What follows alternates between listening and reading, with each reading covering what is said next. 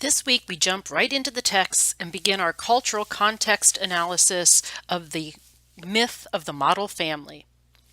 In this lecturette, we'll go over some of the basics of what that entails and get some tools for implementing a systematic approach to our critical thinking and writing. The course text is entitled Rereading America, Cultural Context for Critical Thinking and Writing.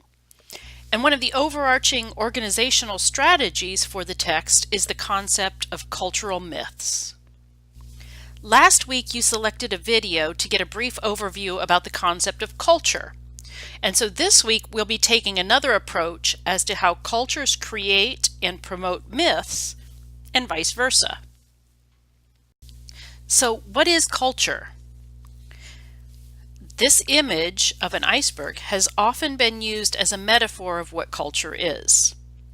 Like the iceberg, the largest portion is hidden from view.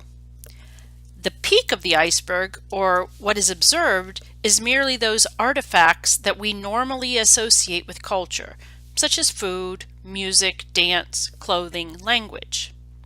These are the traditional cultural markers that have been used by anthropologists and sociologists as belonging categories for many decades. Nonetheless, most of culture is invisible. The beliefs, assumptions, values, and practices considered to be norms are deeply hidden and, like an iceberg, dangerously underestimated. The textbook editors have organized the text around several common myths about American cultures. In this course, we'll be focusing specifically on 5 myths that are also hot topics in daily mass and social media. It will be these 5 topics that guide all of the course writing assignments as well.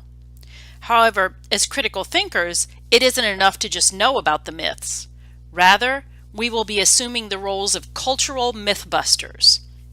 Kind of like Ghostbusters, but much less slime, I hope.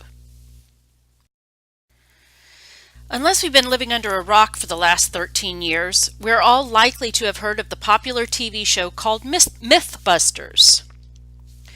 Though these guys will admittedly go down in history as the guys who blew stuff up, as you will watch in the other video for this week, they actually have an academic background in using the tools of science to test common cultural myths.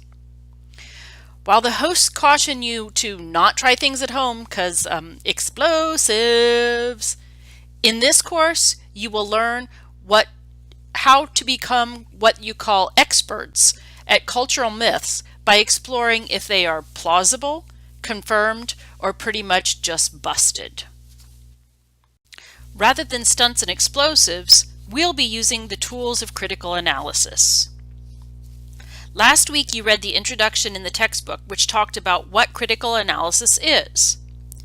Critical thinking involves asking questions which look for hidden assumptions, the unseen part of the iceberg, and looking for causes and motives for actions, beliefs, and values by seeing the world, or rereading America, from different perspectives.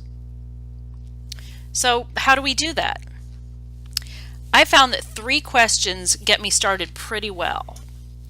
The first question, who is being served by this? Who isn't? Secondly, what do they stand to gain or lose through this argument? And third, why should I believe, think, or do what you're asking of me? What happens if I don't?